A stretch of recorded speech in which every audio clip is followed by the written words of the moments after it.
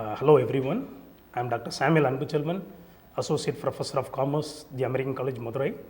I am going to discuss about sample size and sampling techniques. What is a sample? In research terms, a sample is a group of people, objects or items that are taken from a larger population for measurement. The sample should be representative of the population to ensure that can generalize the findings from the research sample to the population as a whole. What is the difference between population and sample?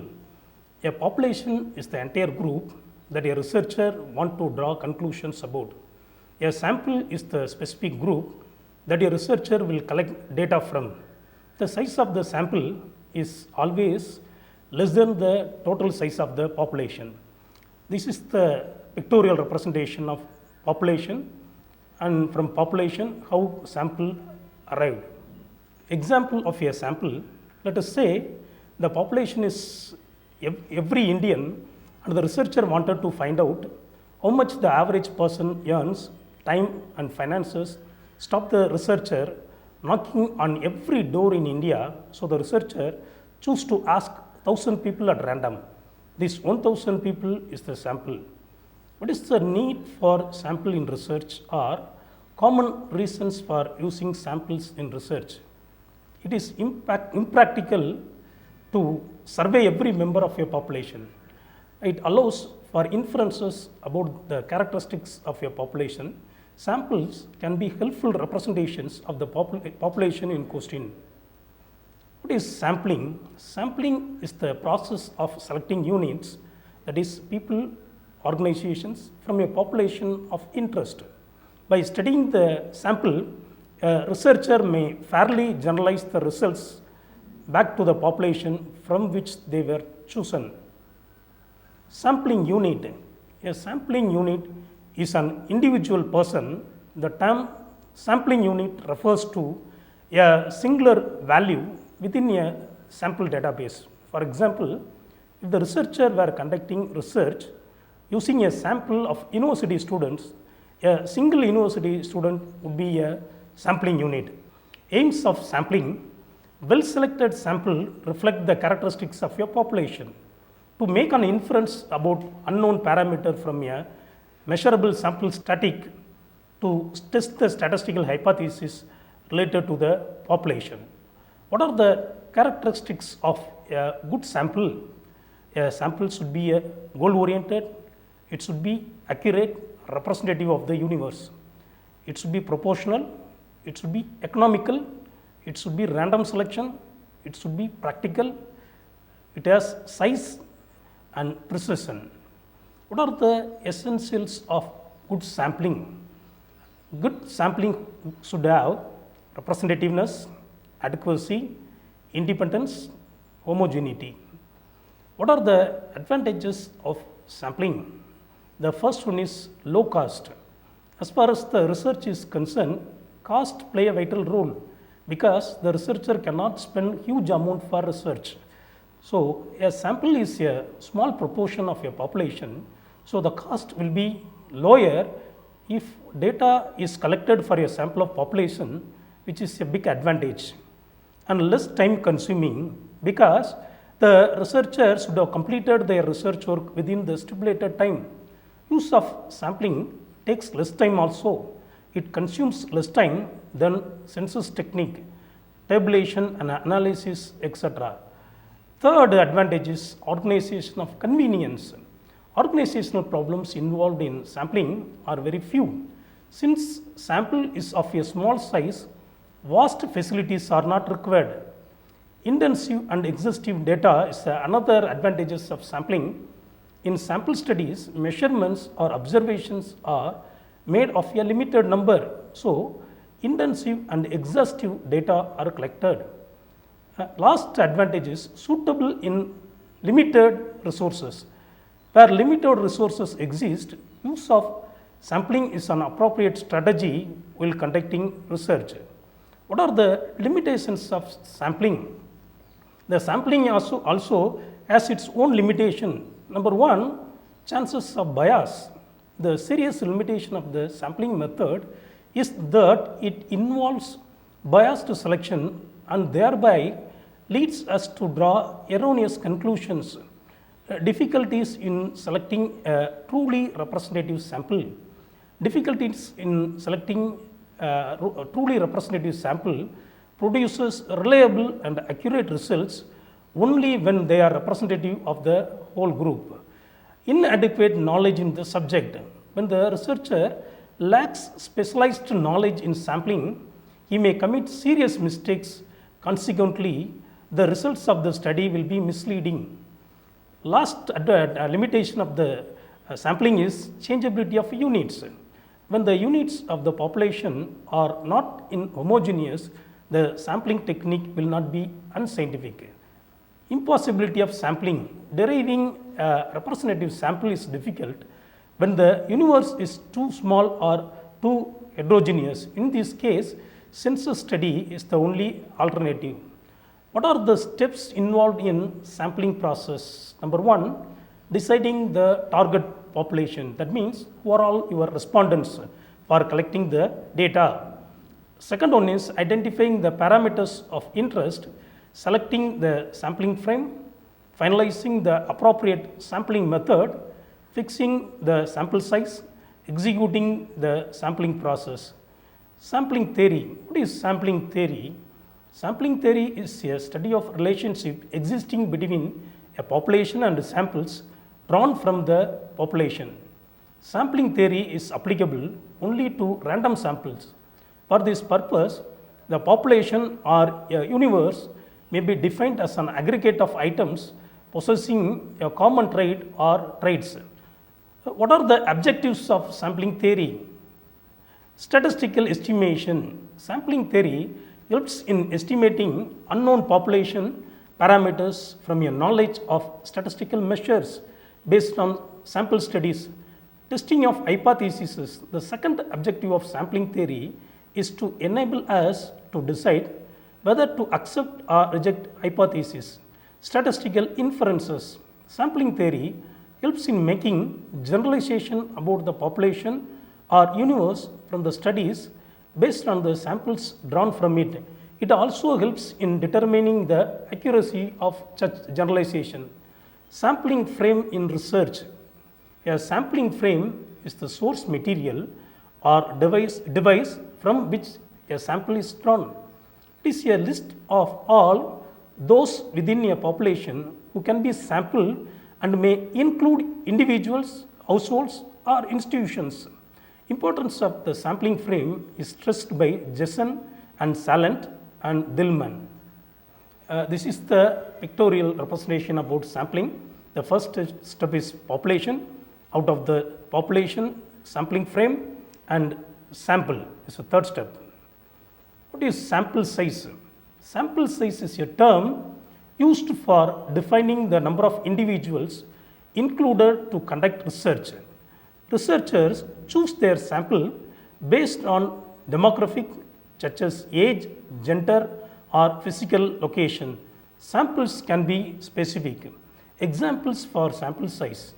If a researcher wants to predict how the population in a specific age group will react to a new product, they can first test it on a sample size that is representative of the targeted population. The sample size in this case will be given by the number of people in that age group that will be surveyed. What are the various steps, important steps involved in sample size calculation? Step 1, define research objective clearly or primary question and specify a hypothesis test. Step 2, figure out type of outcome measure. And step 3, obtain historical values or estimate of parameters needed to compute the power of function of the test. Step 4, specify the smallest effect size or minimum expected difference that is of scientific interest. Specify the level of significance of the test. The last step is decide on the necessary level of power. How the sample size will be calculated in a known or finite population. If a researcher wanted to find out the sample size manually, they can use the following formula. n is equal to n multiplied by x divided by within bracket x plus n minus 1. Online method, the researcher can also use many online sources or websites to determine the sample size. One among such online sources is SurveyMonkey. A researcher can simply visit the website, enter details such as population size, confidence level, and margin of error. Automatically, the sample size would be generated. Here I have given the link and how I have given the example for that. Here the population size is 750, confidence level 95, margin of error 5. So your sample size will be generated. It shows that 255. So you can use this surveymonkey.com. If population is infinite, that means unknown, the sample size can be derived by computing the minimum sample size required for accuracy in estimating proportions by considering the standard normal deviation set at 95% confidence level, the table value 1.96, percentage picking a choice or response, that is 50%, 0.5, and the confidence interval is 0.05, that is equivalent to plus or minus 5. Formula for calculating sample size of an infinite population, that means S is equal to Z 2 multiplied P multiply 1 minus P divided by M2. If a researcher wanted to find out the sample size from the unknown population, the following website would be helpful. Again, surveysystem.com, you can use this website. This is an online calculator that helps a researcher to calculate the needed sample size. All a researcher need to know first are the confidence level and the confidence interval. Sampling techniques. In research, sampling techniques are commonly classified into two. One is probability sampling technique. Number two, non-probability sampling technique. What is the difference between probability and non-probability sampling? Probability sampling is technically superior, whereas non-probability sampling is technically inferior. If you take sampling bias is eliminated or reduced in probability sampling, whereas there is a possibility of sampling bias in non-probability sampling. Error range can be estimated in probability sampling, whereas non-probability sampling error range is difficult to estimate. The subject of the population get an equal opportunity to be selected as a representative sample in probability sampling, whereas non-probability sampling, it is not known that which individual from the population will be selected as a sample. And the last difference is sample represents the population in probability sampling, whereas non-probability sampling, sample may or may not represents the population. Probability sampling technique, it means that every member of the population has a chance of being selected. It is mainly used in quantitative research. If a researcher wants to produce results that are representative of the whole population, probability sampling techniques are the most valid choice. There are 9 types of probability sampling. Number 1, simple random sampling, systematic sampling, stratified sampling, cluster sampling, area sampling, multi-stage sampling, random sampling with the probability proportional to size, double sampling, and multi-phase sampling, replicated sampling. So according to the needs of the researcher, you can choose any one of these sampling techniques for your study. The first one is simple random sampling. In a simple random sample, every member of the population has an equal chance of being selected. To conduct this type of sampling, researcher can use tools like random number generators or other techniques that are based entirely on chance. Here is the example for simple random sampling. Researcher want to select a simple random sample of 100 employees of company X. The researcher has to assign a number to every employee in the company database from 1 to 1000 and use a random number generator to select 100 numbers. The next one is systematic sampling. Systematic sampling is similar to simple random sampling, but it is usually slightly easier to conduct. Every member of the population is listed with a number, but instead of randomly generating numbers, individuals are chosen at regular intervals. The example for systematic sampling is all employees of the company are listed in alphabetical order. From the first 10 numbers, the researcher randomly select a starting point, number 6. From number 6 onwards, every 10th person on the list is selected, 6, 16, 26, 36 and so on. And the researcher end up with a sample of 100 people. Stratified sampling. Stratified sampling is another type of probability sampling. It involves dividing the population into subpopulations that may differ in important ways. It allows to draw more precise conclusions by ensuring that every subgroup is probably represented in the sample. To use this sampling method, divide the population into different subgroups. Each subgroups is called strata based on the relevant characteristics, for example, gender, age range, income bracket, job role and the like. The example for stratified sampling is, suppose the researcher has chosen a company, that the company has 800 female employees and 200 male employees. The researcher want to ensure that the sample reflects the gender balance of the company. So they sort the population into two strata based on gender. Then the researcher use random sampling on each group, selecting 80 women and 20 men, which gives a representative sample of 100 people. Cluster sampling. This is also another sampling technique. It involves dividing the population into subgroup, but each subgroup should have similar characteristics to the whole sample. Instead of sampling individuals from each subgroup, the researcher randomly select entire subgroup.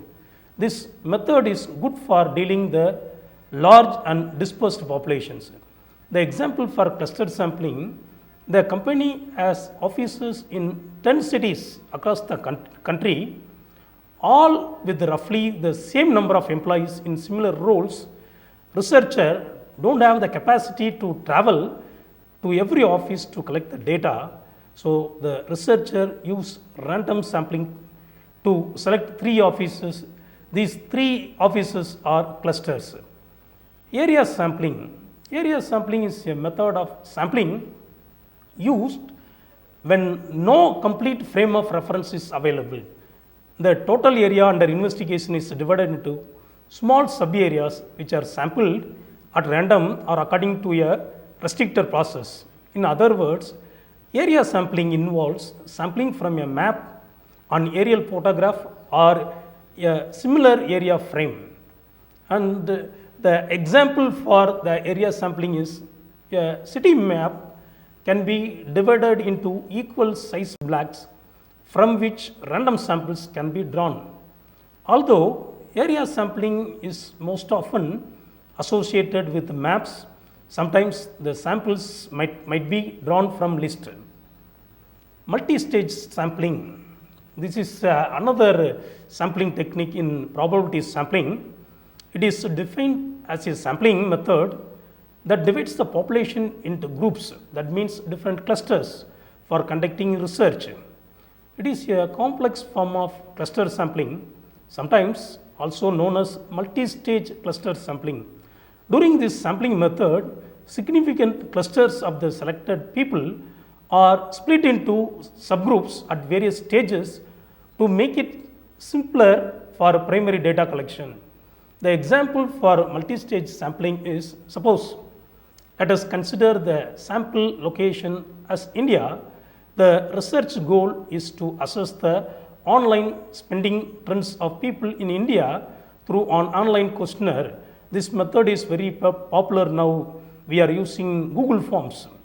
A researcher can form their sample group comprising of 200 households in the following manner. Firstly, choose the number of states. For example, select any 10 states in India. Secondly, choose 5 districts within each state. Thirdly, choose 4 households from each district. Researcher will end up with 200 houses that can be included in the sample group for research. Next one is random sampling with probability proportional to size. This sampling is a method of sampling from a finite population in which a size measure is available for each population unit before sampling, and where the probability of selecting a unit is proportional to its size.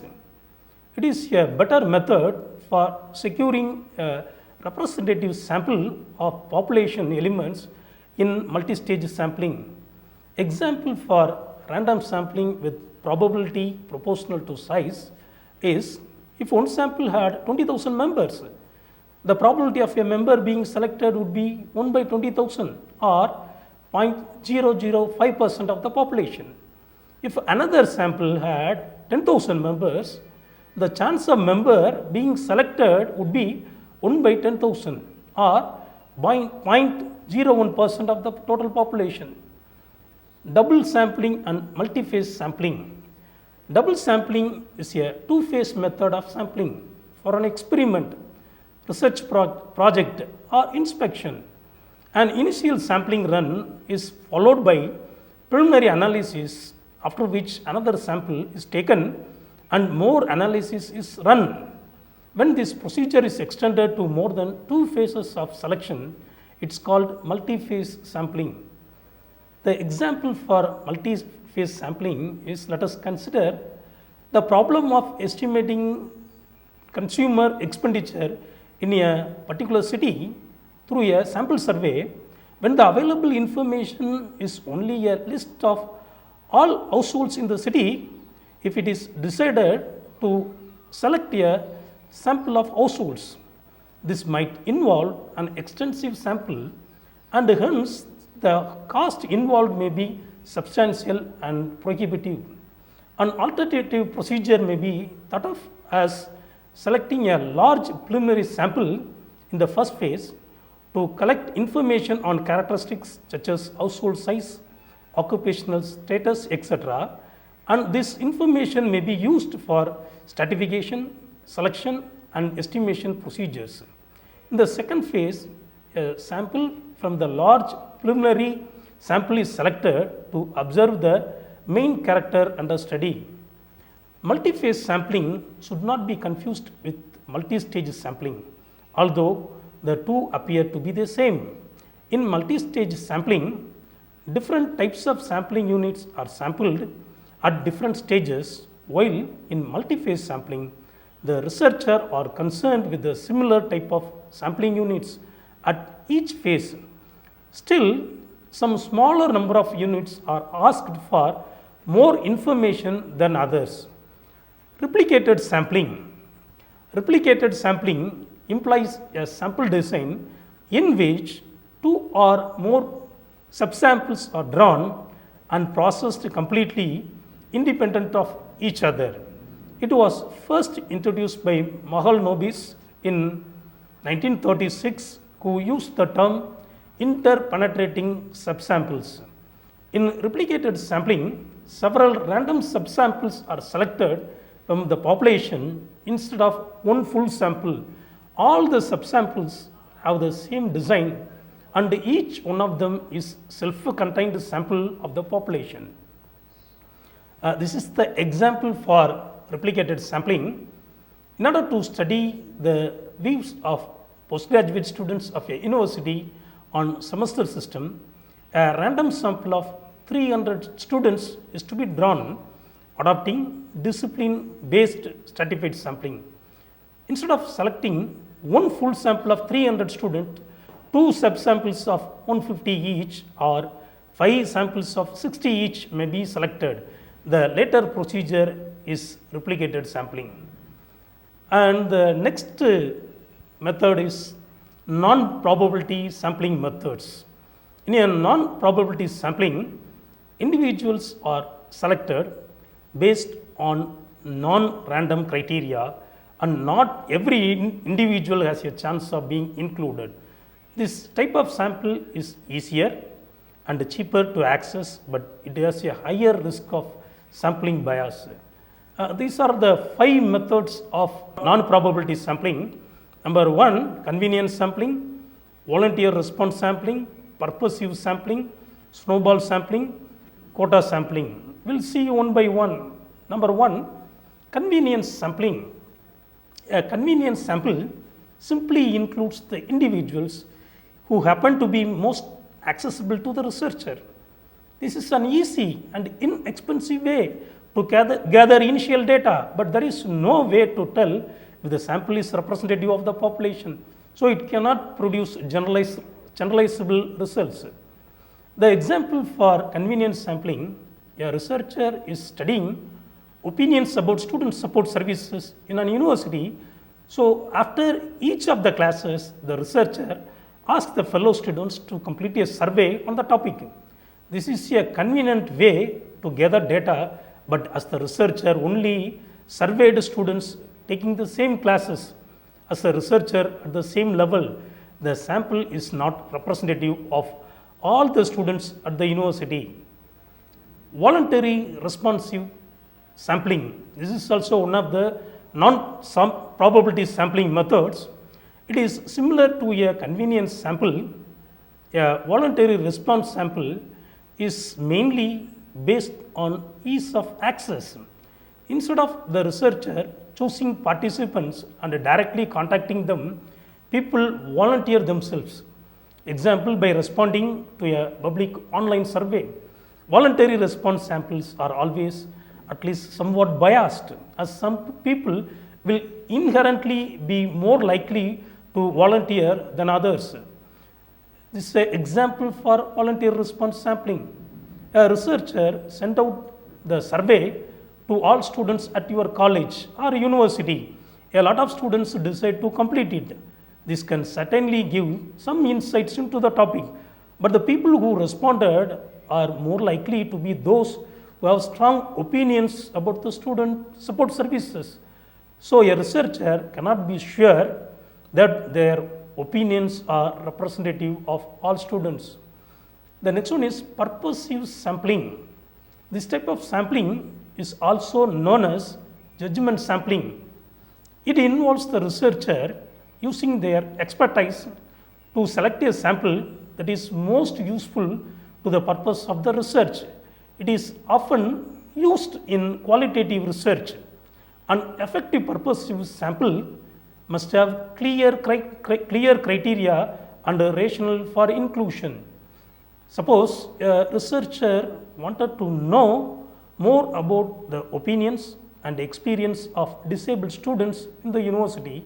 So the researcher purposefully select a number of students with their different support needs in order to gather a varied range of data on their experience with the student services. Snowball sampling. If the population is hard to access, snowball sampling can be used to recruit participants via other participants. The number of people a researcher have access to snowballs as they get in contact with more people. This is an example for snowball sampling.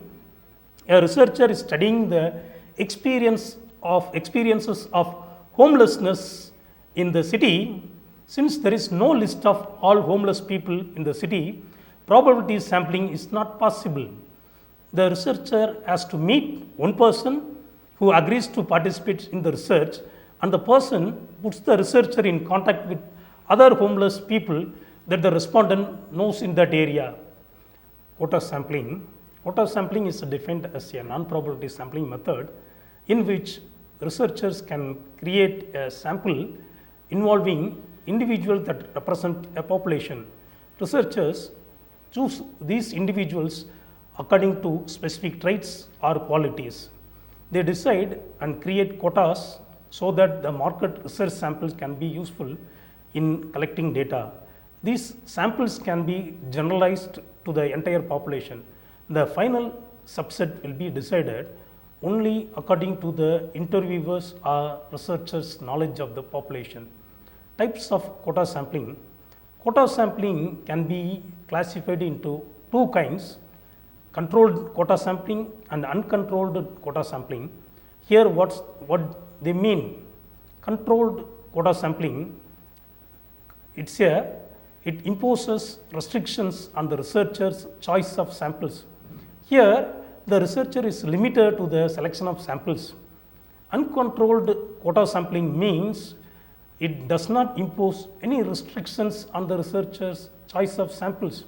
Here the researcher chooses sample members at will. That means as per his wish, the researcher wish, he can choose. Employment status, suppose 350 employed and 150 unemployed people, researcher apply further nested quotas. For example, out of the 150 unemployed people, 100 must be students. Location, 50 responses per state. Depending on the type of research, the researcher can apply quotas based on the sampling frame. It is not necessary for the researcher to divide the quotas equally. The researcher divides the quotas as per their need, as shown in example where the researcher interviews 350 employed and only 150 unemployed individuals. This is an example for quota sampling. A researcher wants to survey individuals about what smart phone brand they prefer to use and considers a sample size of 500 respondents. Also, they are interested only in surveying 10 states in the India. Here is how the researcher can divide the population by quotas. Gender, 250 males, 250 females. Age, 100 respondents each between the ages of 16 to 20, between 21 and 30, between 31 and 40, between 41 and 50 and 50 plus or above 50. The last one is sampling error. This is also very important in sampling. A sampling error is a statistical error that occurs when an analysis does not select a sample that represents the entire population of data. Due to this error, the results found in the sample do not represent the results that would be obtained from the entire population. Types of sampling errors. The first one is population specific error. Population specific error occurs when a researcher does not understand who to survey. That means who are all the respondents for their study. And the second one, selection error. Selection error occurs when the survey is self-selected or when only those participants who are interested in the survey respond to the questions. Researcher can attempt to overcome selection error by finding ways to encourage participation. Sample frame error. Sample frame error occurs when a sample is selected from the wrong population data. What is non-response error? A non-response error occurs when a useful response is not obtained from the surveys because the researchers were unable to contact the potential respondents or potential respondents refused to respond. How to calculate the sampling error? There is a formula. Sampling error is equal to Z multiplied by sigma divided by root n. Z score value based on the confidence interval, that means approximately 1.96. Sigma, population standard deviation. N is equal to size of the sample. What is the importance of calculating sampling error? Being aware of the presence of sampling errors is important because it can be an indicator of the level of confidence that can be placed in the results. Sampling error is also important in the context of a discussion about how much research results can vary. So these are all about the sampling size and sampling techniques in research. Thank you for your patient listening. Thank you.